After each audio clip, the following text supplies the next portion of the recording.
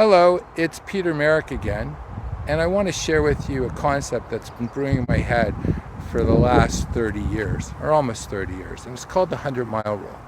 And let me share with you what the 100-mile rule is, especially if you're in sales or anything else. The further you are away from home, the more respect you get. I don't know why that works. However, I'll share with you some of my thoughts. The people closest to you, they have an invested interest that they see you a certain way, and they'll remember you from when they first met you.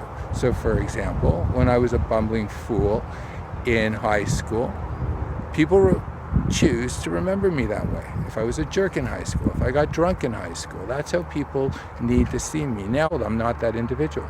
However, when I meet people now, they see the person I've become, not the person who I was.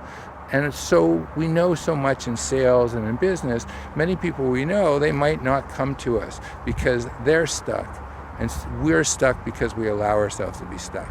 So when we meet people who are further away from our circles, and that's really what the 100-mile rule is, then they see and respect us for who we are today. And I guarantee that the people who have been in your life, they will start seeing you differently too, because as a Canadian, we all know that Canadians don't really respect other Canadians for what they do until somewhere outside of Canada says that they have the cat's meow. And just recently, I've experienced that again to confirm the 100-mile rule.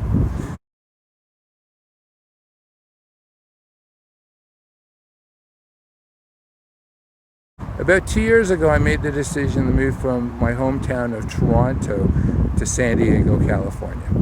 Now, before I left, I wrote a book, and I poured my heart into it. It was a legacy project. I wanted to share what I had gained over 30 years in the financial service industry by writing a book that would tell a tale that would, instead of telling you what to do, it would actually show characters actually doing it and giving them the why and the motivation and the emotion for why they implemented what they did. Now, the book really didn't take off in Canada until during COVID.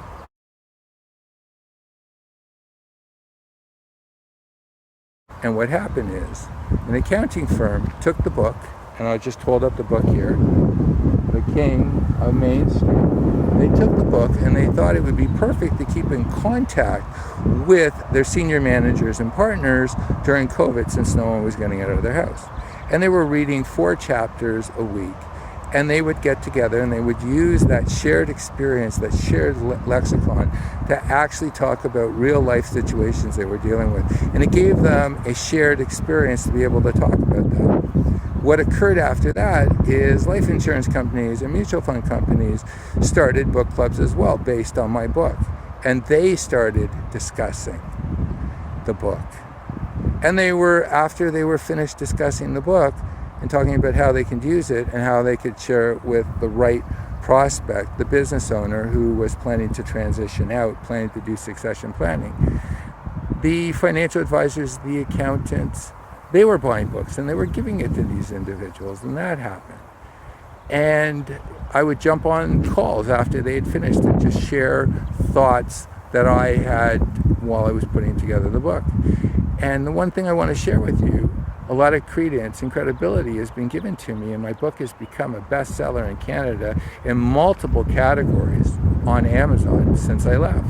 And part of it is I'm over 100 miles away from where I grew up, where I worked most of my life. And for me, it's just confirmation of the 100-mile rule.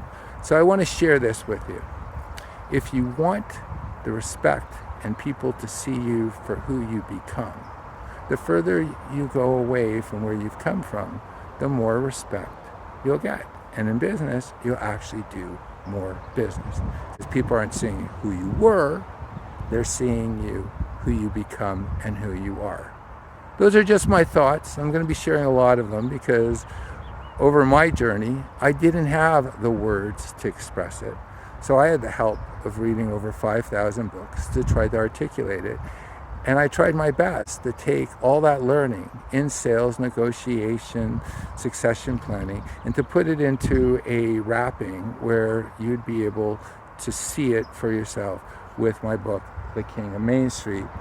And you can find the book on Amazon. But I'm not doing a sales pitch. I guess I am, because this is my legacy project.